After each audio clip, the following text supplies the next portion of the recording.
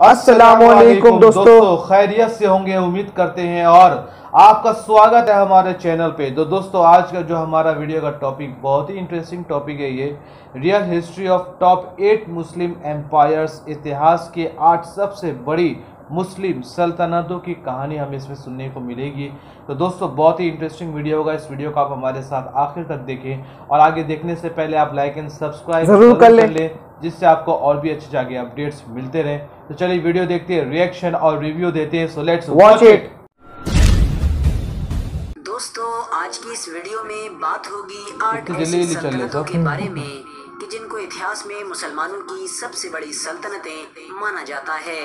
यानी यही मुसलमानों की वो 8 सल्तनतें थीं कि जिन्होंने इतिहास में दुनिया के सबसे बड़े हिस्से पर राज किया था।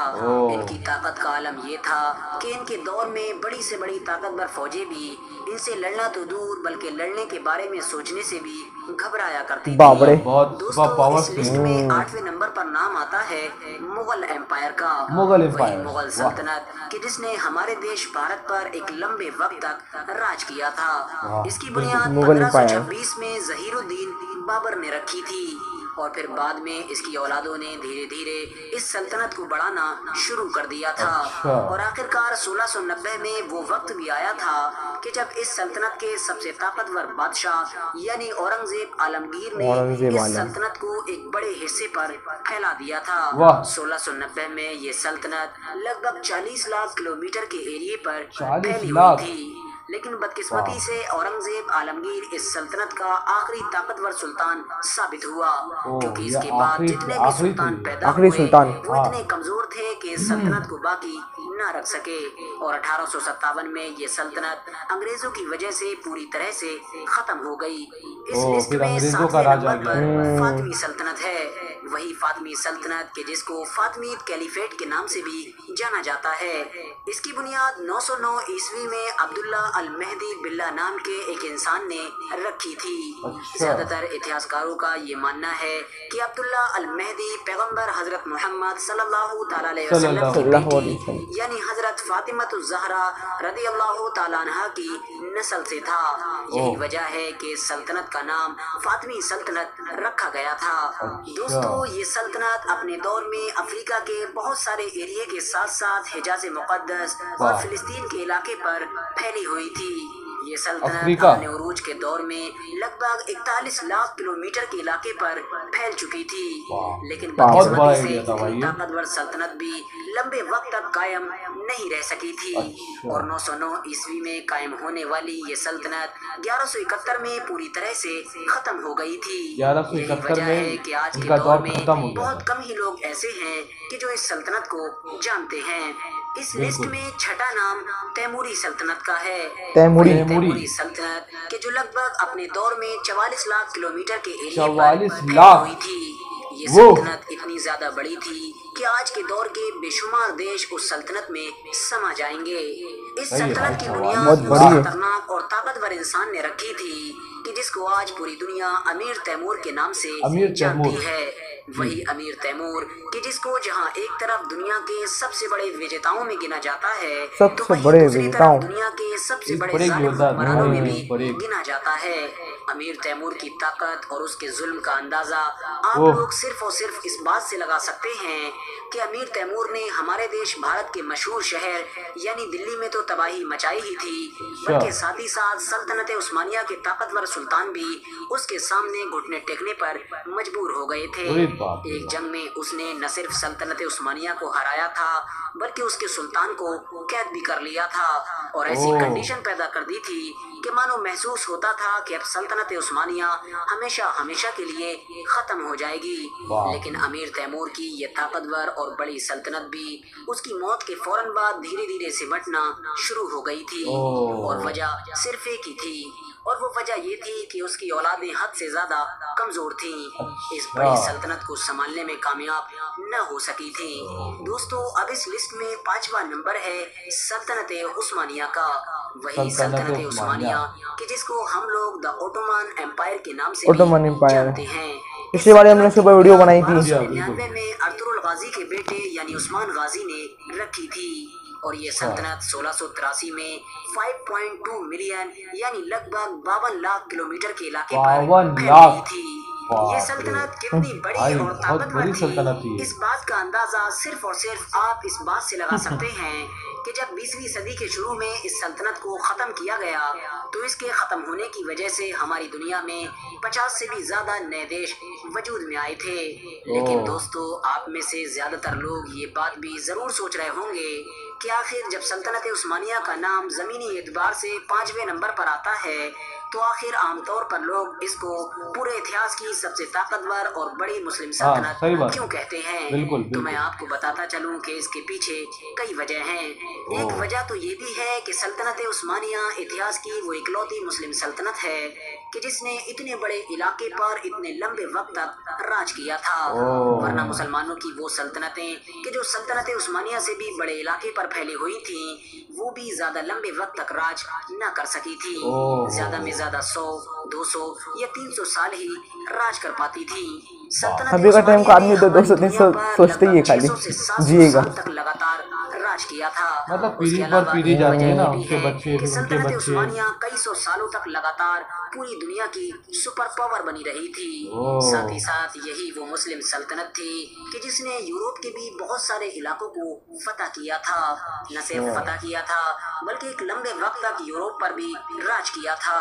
वरना दोस्तों, अगर आप इतिहास के पन्नों को पलटेंगे तो आपको ये महसूस होगा कि सल्तनत उस्मानिया के अलावा मुसलमानों की कोई भी सल्तनत यूरोपियन इलाकों में ज्यादा कामयाब न हो सकी थी।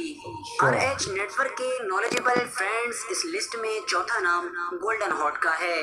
वैसे तो ये सल्तनत चंगेज खान की कायम की गई मंगोल सल्तनत का ही एक हिस्सा हुआ करती थी, लेकिन जब चंगेज खान की मौत के बाद उसकी ये सल्तनत धीरे धीरे उसकी नस्लों में बढ़ गई थी तो गोल्डन हॉर्न नाम का ये इलाका बातू खान नाम के उसके एक पोते के हिस्से में आ गया था। और बातू खान ने मंगोल सल्तनत से अलग होकर अपनी एक अलग आजाद सल्तनत कायम कर ली थी जिसका नाम गोल्डन हॉर्न रखा गया था। लेकिन दोस्तों, कहानी में मोड़ उस वक्त आया कि जब 1252 में बातू खान के ही एक भाई कि जिसको आज इतिहास में बरके खान के नाम से जाना जाता है, उसने अपना धर्म छोड़कर इस्लाम धर्म अपना लिया था। बस बरके खान का इस्लाम धर्म अपनाना था कि मानो मंगोल फौज में इस्लाम धर्म अपनाने की होड़ मच गई थी और एक एक करके लगभग सभी मंगोल मुसलमान होना शुरू हो गए थे। और इस तरह से चंगेज खान की कायम की गई ये सल्तनत अब एक मुस्लिम सल्तनत में बदल गई थी।